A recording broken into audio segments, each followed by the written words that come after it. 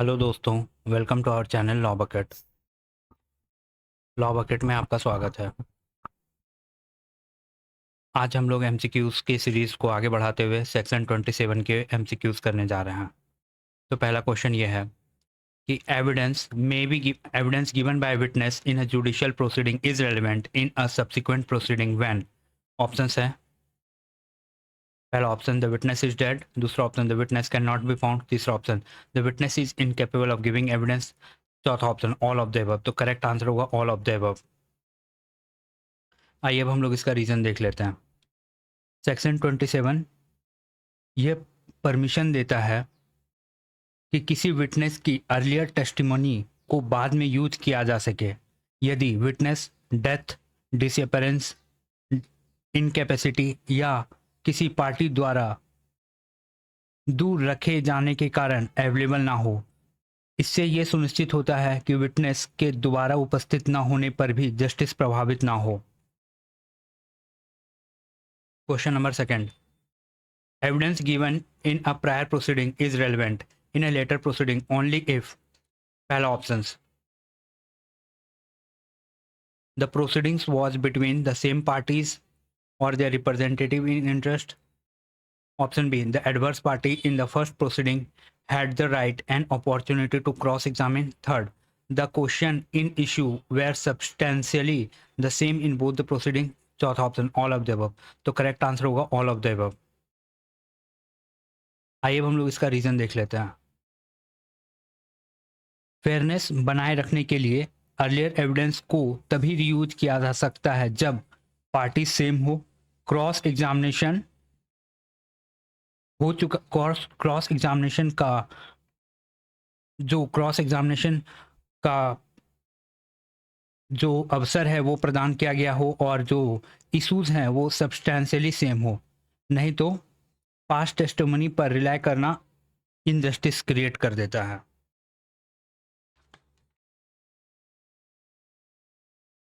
आइए अब हम लोग क्वेश्चन नंबर 3 देखते हैं। Evidence given before any person authorized by law to take it is पहला option relevant for proving truth of the fact in a subsequent judicial proceeding, दूसरा irrelevant unless the witness is alive, तीसरा option relevant only if the witness is kept out of the way by adverse party, चौथा option relevant only in civil proceedings। तो correct answer क्या होगा? Correct answer होगा option number A, relevant for proving truth of the fact in a subsequent judicial proceeding। Section 27 किसके बारे में बात करता है? सेक्शन 27 स्पष्ट करता है कि किसी लॉफुल अथॉरिटी द्वारा रिकॉर्डेड एविडेंस को बाद में भी यूज किया जा सकता है बशर्ते सेक्शंस की कंडीशंस पूरी हो, चाहे विटनेस बाद में टेस्टिफाई ना कर सके। Question number 4, a criminal trial और inquiry shall be deemed to be options a proceeding between the prosecutor and the accused, दूसरा a proceeding between the state and the court, तीसरा a proceeding between the complainant and the witness, चौथा a proceeding between a जज and the accused. तो criminal trial और inquiry किसके बीच में होता है? वो प्रोसिक्यूटर और अक्यूज्ड के बीच में होता है। आइए अब हम लोग इसका रीजन देख लेते हैं। एक्सप्लेनेशन ये स्पष्ट करती है कि क्रिमिनल केसेस में पार्टीज का अर्थ है प्रोसिक्यूटर जो स्टेट का रिप्रेजेंटेटिव होता है और एक्यूज, और ये सुनिश्चित होता है कि सेक्शन 27 क्रिमिनल ट्रायल में भी सही प्रकार से अप्लाई हो। Question number 5, evidence given in a prior proceedings is relevant in later stage for the same proceeding when. पहला option the witness is dead, दूसरा option the witness can not be found, तीसरा option the witness presence can not be obtained without unreasonable delay or expenses, चौथा option all of the above. तो हम लोग का correct answer होगा all of the above. तो इसका हम लोग एक्सप्लेनेशन देख लेते हैं। सेक्शन 27 केवल सब्सिक्वेंट प्रोसीडिंग पर ही नहीं बल्कि उसी केस के लेटर स्टेज पर भी अप्लाई होता है। यदि विटनेस अवेलेबल नहीं हो या उसको दोबारा बुलाना अत्यधिक कॉस्टली या टाइम कंज्यूमिंग हो तो उसकी अर्लियर टेस्टिमोनी पर रिलाई किया जा सकता है। आइए अब हम लोग एमसीक्यू देखते हैं सेक्शन 28 के ऊपर। Question number 6, entries in a books of account are relevant when, पहला ऑप्शन है they are regularly kept in the course of business, दूसरा option they are maintained in an electronic form, तीसरा option they refer to a matter into which the court has to inquire, चौथा all of the above. तो correct answer होगा all of the above. आइए अब हम लोग इसका explanation देख लेते हैं।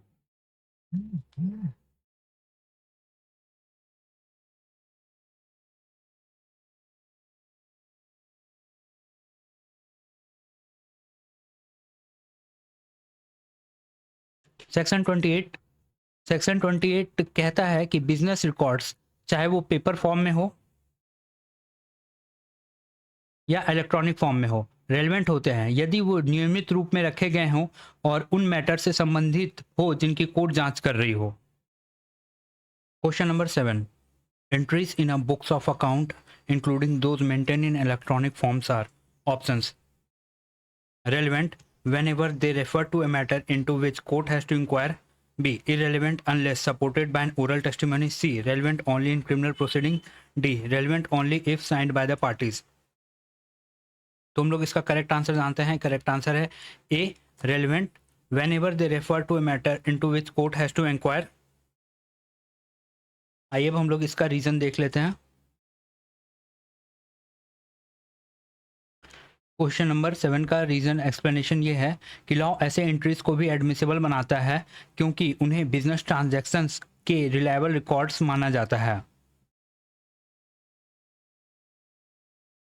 Question number 8, statements in books of account shall not alone be sufficient evidence to, पहला option charge any person with liability, option B prove the existence of a contract, option C establish relationship by blood marriage, option C prove public right or custom। तो पहला option है charge any person with liability, जो correct option है इसका charge any person with liability. Question number 8 का explanation ये है कि बिजनेस एंट्रीज किसी केस को सपोर्ट कर सकती है लेकिन वे अपने आप किसी व्यक्ति पर लीगल लायबिलिटी इंपोज नहीं कर सकती। इसके लिए एडिशनल एविडेंस की आवश्यकता होती है। Question number 9, entries in books of account are relevant only if options A they are regularly kept in the course of business, option B they are occasionally written without order, option 3 they are made by stranger without authority, option D they are return after litigation began. तो correct answer होगा option number A they are regularly kept in the course of business. आइए अब हम लोग इसका reason देख लेते हैं। रेगुलरली मेंटेन रिकॉर्ड्स को ट्रस्टवर्दी माना जाता है जबकि इररेगुलर या सस्पिशियस एंट्रीज को रिलायबल नहीं माना जा सकता है। Question number 10, books of accounts maintained in an electronic form, options option A are included within the meaning of books of account, option B are excluded from the meaning of books of account, option C are relevant only in civil proceeding, option D are relevant only if printed. तो correct answer है option A are included with the meaning of books of account. इसका explanation क्या होता है?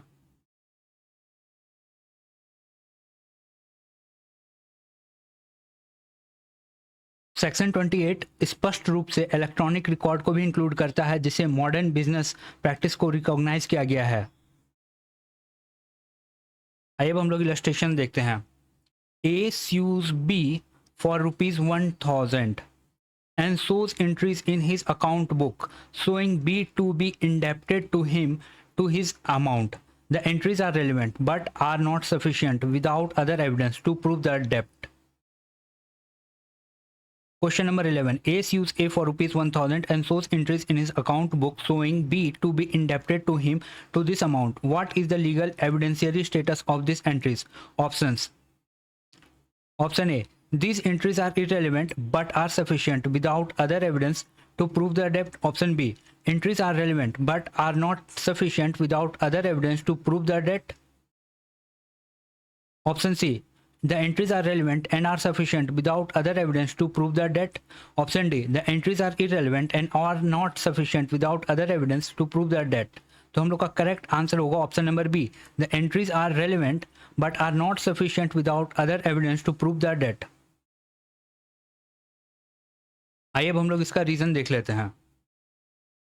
Reason ये है कि law accounts book को केस में लॉजिकल प्रूफ के रूप में यूज करने की अनुमति देता है, लेकिन उन्हें अपने आप में वीक एविडेंस माना जाता है।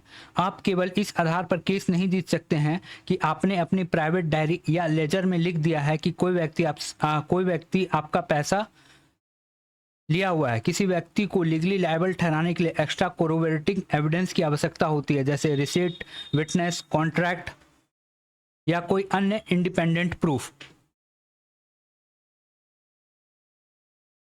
Question number 12, in the given illustration what is required to be legally charged B with liability for 1000 rupees?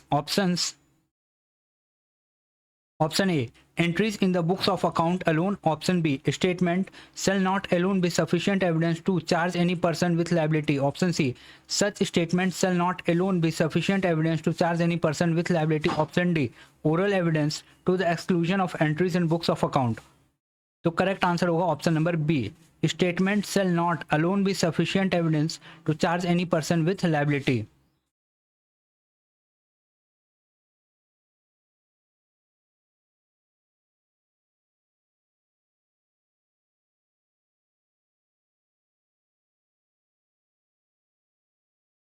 आइए अब हम लोग इसका एक्सप्लेनेशन देखते हैं। सेक्शन 34 के तहत अकाउंट बुक को कोरोबोरेटिव एविडेंस माना जाता है। अकाउंट बुक की कोई एंट्री अपने आप में लायबिलिटी क्रिएट नहीं कर सकती। Phrase shall not alone be sufficient का अर्थ है कोर्ट केवल अकाउंट बुक की एंट्रीज के आधार पर बी के खिलाफ जजमेंट नहीं दे सकती जब तक ए का कोई अन्य इंडिपेंडेंट एविडेंस प्रस्तुत ना करे। आइए क्वेश्चन नंबर 13 देखते हैं हम। To prove a debt of rupees 1000 in the given illustration, what does the phrase without other evidence imply?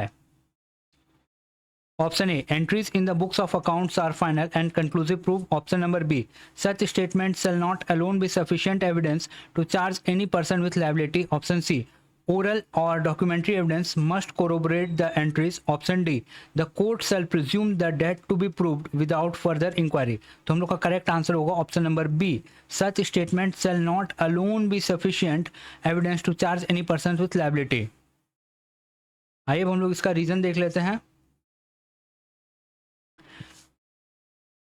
Reason ये है कि क्योंकि बेयर एक्ट स्पष्ट रूप से कहता है कि अकाउंट बुक की एंट्रीज अकेले लीगल लायबिलिटी क्रिएट नहीं कर सकती, इसलिए अदर एविडेंस एक आवश्यक सपोर्ट सिस्टम का कार्य करता है।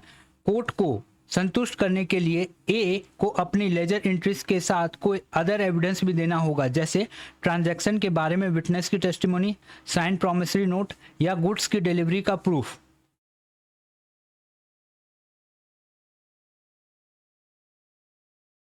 Question number 14. Based on the text of the illustration, the entries produced by A are options. Option A, relevant but are not sufficient without other evidence to prove the debt. Option B, irrelevant but are sufficient without other evidence to prove the debt. Option C, conclusive proof and are sufficient without other evidence to prove the debt. Option D, inadmissible and are not sufficient without other evidence to prove the debt. तो correct answer है हम लोग का option number A, relevant है but अपने आप में sufficient नहीं है without any other evidence to prove the debt. Question number 14, यह क्वेश्चन इस बात का अंतर समझाता है कि कोई चीज कोर्ट में एडमिसिबल या अलाउएबल होना और केस जीतने के लिए पर्याप्त सफिशिएंट एविडेंस होना दोनों अलग अलग बात है।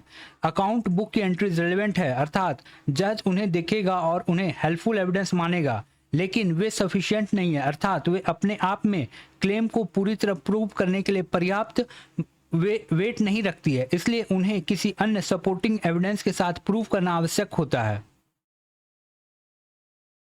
आइए अब हम लोग सेक्शन नंबर 29 के एमसीक्यूज देखते हैं।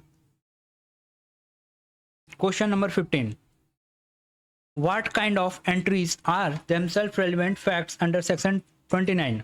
Option, an entries in any public or other official book, register or record. Option B, an entry in an electronic record. Option C, an entry made by public servant in the discharge of his official duty.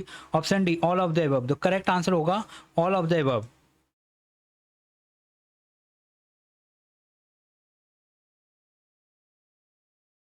आइए अब हम लोग इसका reason देख लेते हैं। Section 29 public records, official register और electronic records को कवर करता है। बशर्ते वो कोर्स ऑफ ड्यूटी में बनाए गए हों।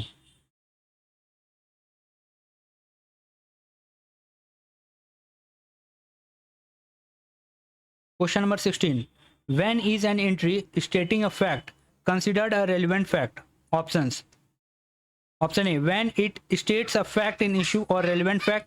Option B, when it states an irrelevant fact. Option C, when it is made casually without a duty. Option D, when it is made without authority. तो करेक्ट आंसर होगा when it states a fact in issue or a relevant fact. तो इसका reason देख लेते हैं। केवल वही entries admissible होती है जो केस से जुड़े फैक्ट्स को रिकॉर्ड करती है। इररिलेवेंट या अनऑथराइज्ड एंट्रीज एडमिसिबल नहीं होती है।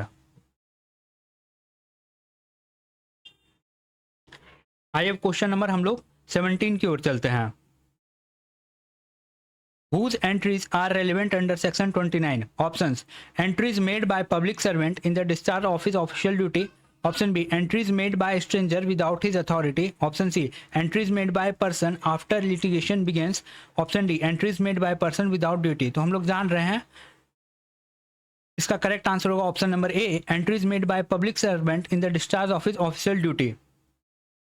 इसका रीजन हम लोग देख लेते हैं। ये सेक्शन 29 में पब्लिक सर्वेंट्स द्वारा अपनी ऑफिशियल कैपेसिटी में बनाए गए रिकॉर्ड्स को रिलायबल माना जाता है और वो एडमिसिबल होते हैं। Question number 18, apart from public servants whose entries are relevant under section 29? Options, any other person in the performance of the duty especially enjoined by the law of the country. Option B, any person without legal duty. Option C, any person for personal use. Option D, any person without authority. तो हम लोग का correct answer होगा option number A, any other person in the performance of a duty specially enjoined by the law of the country.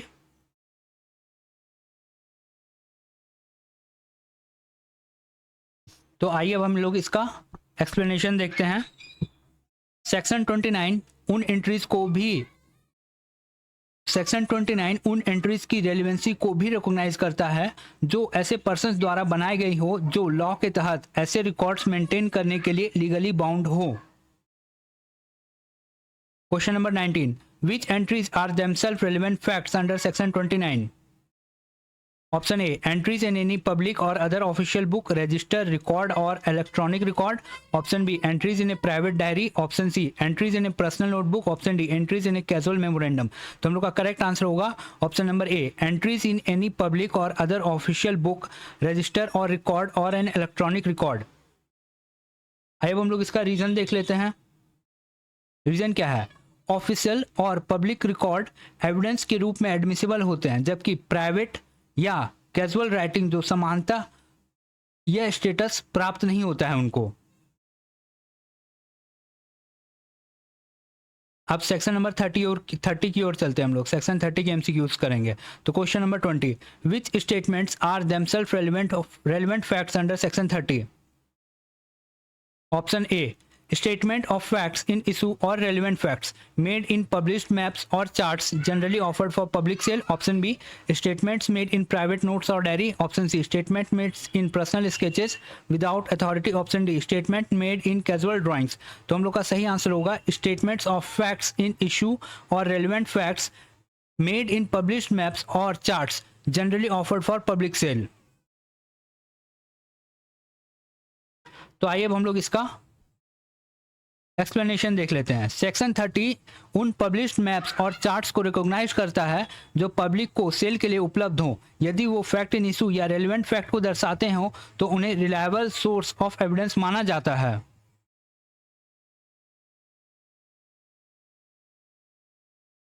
आइए अब हम लोग question number 21 की ओर चलते हैं। Maps or plan made under whose authority are relevant? Options, under the authority of the central government. Option B, under the authority of any state government. Option C, under the authority of both central and state government. Option D, none of the above. तो हम लोगों का correct answer होगा option number C, under the authority of the both central and the state government. आइए अब हम लोग इसका एक्सप्लेनेशन देख लेते हैं। सेक्शन 30 में ऐसे मैप्स या प्लान भी शामिल हैं जो सेंट्रल गवर्नमेंट या स्टेट गवर्नमेंट के अथॉरिटी के तहत ऑफिशियली बनाए गए हों। ऐसे मैप्स और प्लान रेलिवेंट एविडेंस माने जाते हैं।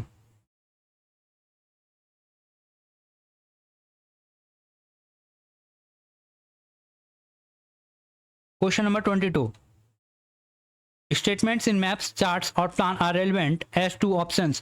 Matter usually represented or stated in such maps, charts or plans. Option B, matter of personal opinion of the maker. Option C, matters not connected with the maps or chart. Option D, matters usually written without authority. तो हम लोग का correct answer होगा option number A, matter usually represented or stated in such maps, charts or plans. आइए अब हम लोग इसका एक्सप्लेनेशन देख लेते हैं।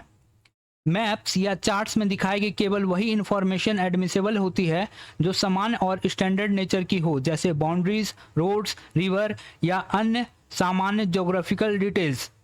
पर्सनल नोट्स या अनरिलेटेड डिटेल्स एडमिसिबल नहीं होते हैं।